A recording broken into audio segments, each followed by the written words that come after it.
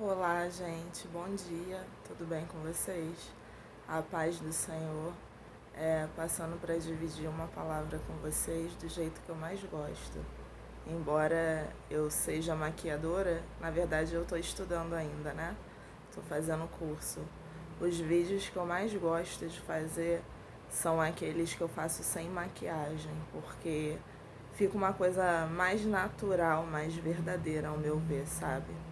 E nessa manhã eu estava pensando a respeito do que a gente faz às vezes. Muitas das vezes a gente critica alguém, a gente julga uma pessoa, a gente taca a pedra e não adianta você falar que você não faz porque você faz, eu faço também. E eu tenho que vigiar para não fazer isso. Só que a gente não procura entender o contexto daquela pessoa, o contexto na qual ela está inserida. Eu falo da minha vida porque é o que eu vivo. Eu não vou falar da vida dos outros aqui sem saber como as pessoas vivem de fato e sem elas terem me autorizado. Mas, por exemplo, na minha vida eu já recebi muito julgamento por causa do meu jeito agressivo. Porque muitas das vezes eu falava de uma forma ríspida, de uma forma grosseira, só que as pessoas não sabem que eu nasci num lar de alcoólatra, num lar de gente viciada e que na minha casa desde pequena eu convivo com gritaria, eu convivo com quebra-quebra.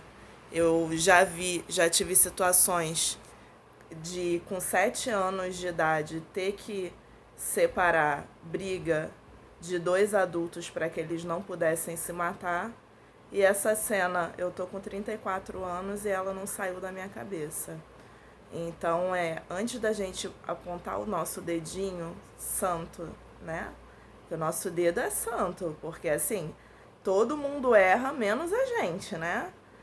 Todo mundo é ruim, a gente que é bom. E é assim que acontece. E muitas das vezes a religiosidade, ela faz a gente pensar dessa forma. E eu tive muita dificuldade no decorrer da minha vida por causa desse lar no qual eu nasci.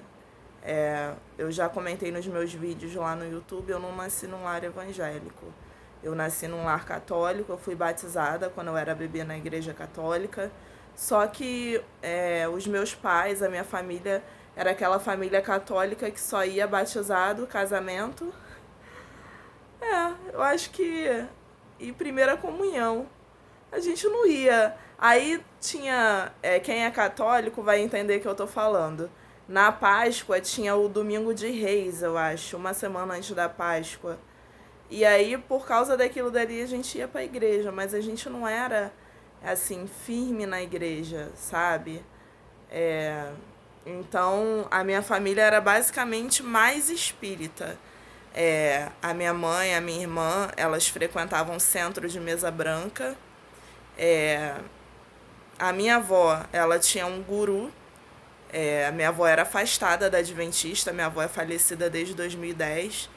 E ela tinha um guru que ela consultava quando ela tinha que tomar decisões importantes. A irmã da minha avó, ela tinha um centro de macumba. Quem mais? Quer dizer, a família toda metida nesse laço de Satanás, né? Que é o espiritismo. Eu já tive relacionamento com um rapaz que a mãe dele era da Umbanda. E eu cheguei aí, só que eu nunca fui numa sessão, porque eu sempre tive medo dessas coisas. Eu já fui numa feijoada, numa Umbanda. E aí eu vi algo muito interessante. Eu vi assim que o temor que os filhos das trevas eles têm, conforme diz na palavra, falta nos filhos da luz. Porque quando os filhos das trevas vão jejuar, e eles jejuam, tá? O pessoal do candomblé, uma vez eu recebi um convite para ir para o candomblé. Eu já era crente, de um rapaz visivelmente endemoniado. E ele falou assim para mim: olha, por que você não vem para o nosso lado? Aqui a gente também jejua. E eu vou te dar o que. Satanás falando através dele. Eu vou te dar o que você quiser. Eu posso te dar tudo o que você quiser. Vem para o nosso lado. E naquele momento, Satanás ele vem nos atentar quando a gente está nos nossos piores momentos, quando a gente está passando por uma depressão, por uma fossa financeira. E naquele momento ali eu estava desempregada, estava precisando muito de dinheiro e eu falei para aquele demônio ali, eu falei, não, o meu Deus, ele já me dá tudo que eu preciso. Eu não vou pro lado de vocês.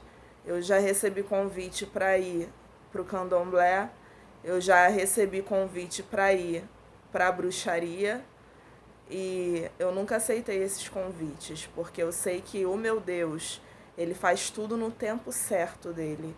E o meu Deus, ele supre, né, as nossas necessidades na hora que ele acha que ele tem que suprir. Talvez você seja, né, do candomblé, da umbanda, de uma outra religião, você serve a um outro Deus, porque você faz uma aliança com esse outro Deus, você faz um trabalho para esse outro Deus, ele te exige algumas coisas, então você compra uma roupa, você veste e ele te dá aquilo que você quer na hora que você quer. Só que no momento que você decidir que você não vai fazer aquelas coisas, ele vai te tirar tudo que ele te deu. Porque Satanás, ele é mentiroso. Ele dá com uma mão e tira com a outra. E o meu Deus não. O meu Deus, Jeová, ele supre as nossas necessidades e ele dá na hora que ele acha que ele tem que dar. Porque ele nos trata como seus filhos. E com relação a julgamento, voltando aqui para a questão da minha vida, da minha família, semana passada eu tive uma reunião familiar e a minha mãe vai me matar se ela souber que eu tô falando isso no vídeo para várias pessoas, porque assim, a minha mãe, ela não gosta que eu exponha a nossa família, e ela tá certa. Só que quando eu exponho é para que ajude a alguém. Então acaba que a minha família, ela tem que ser exposta por causa do meu chamado em Deus, do chamado que Deus tem para minha vida. Mãe, eu te peço perdão. Eu te amo, tá, mãe? A gente teve uma reunião familiar semana passada e aí o meu pai, ele me falou que quando o pai dele chegava em casa bêbado, eles tinham que se esconder. Eram 3 crianças e eles precisavam se esconder porque o pai dele já chegava querendo bater em todo mundo. E o meu pai passou por uma situação muito pior do que a minha, porque a minha avó apanhava do meu avô.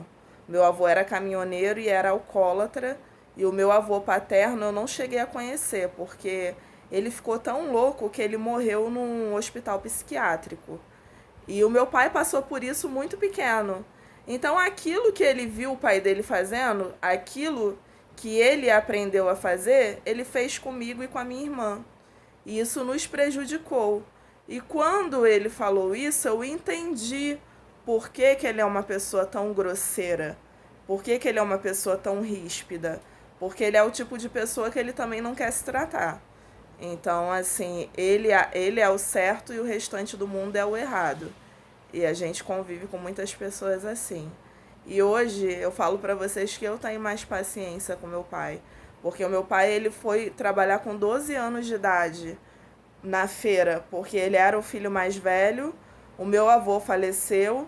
A minha avó, naquela época, vocês sabem que hoje em dia ainda existe preconceito com mulher no mercado de trabalho. A minha avó não poderia trabalhar fora de carteira assinada, porque ela tinha 3 crianças para criar, então ela já vendia Avon naquela época.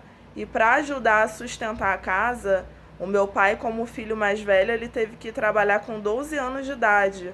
Ou seja, ele perdeu toda a infância dele para assumir uma responsabilidade que era do pai dele, que já estava falecido. E hoje, quando eu olho para o meu pai, eu olho com olhos de amor, sabe, gente? A gente precisa olhar para as pessoas com olhos de amor, porque hoje a gente conhece alguém que está chegando na nossa igreja, mas a gente não sabe o histórico dessa pessoa. É muito fácil a gente apontar o dedo e falar, como assim, eu sei que muitas pessoas já falaram de mim. Ah, mas a Dani é muito grossa. Eu tenho até medo de falar com ela e ela me dá um fora. Mas você sabe o que eu vivo na minha casa? Você não sabe, cara. Então como é que você vai julgar uma situação que você não conhece? Uma pessoa que não conhece? Outro julgamento que eu recebi foi o seguinte: pô, a menina tá querendo aparecer, porque ela tá fazendo vídeo, né? E nesses vídeos ela tá. Porque ela não teve uma oportunidade ainda de pregar, então ela tá querendo forçar uma barra. Não é isso, gente.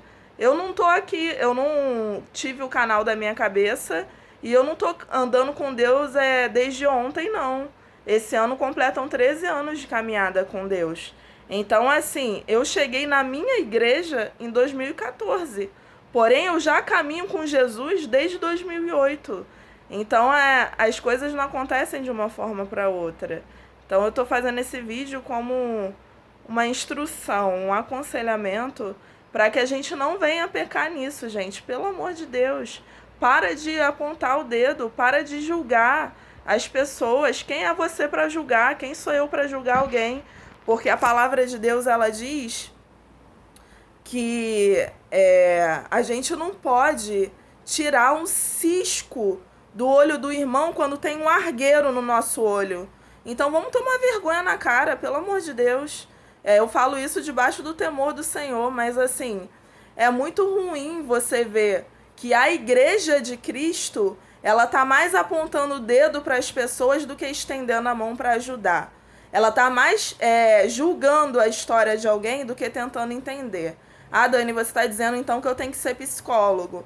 Você está dizendo então que eu tenho que ser psicóloga. Não, não estou dizendo que você tem que ser psicólogo, não. Eu estou falando que você tem que tentar, pelo menos, se colocar no lugar das pessoas para parar de falar abobrinha por aí. Porque você não conhece a história da pessoa, você não conhece a vida da pessoa, você olha para a cara da pessoa e quer julgar. E isso não é de Deus. Não é de Deus para mim, não é de Deus para você. Então, assim, vamos ter paciência com as pessoas, em nome de Jesus.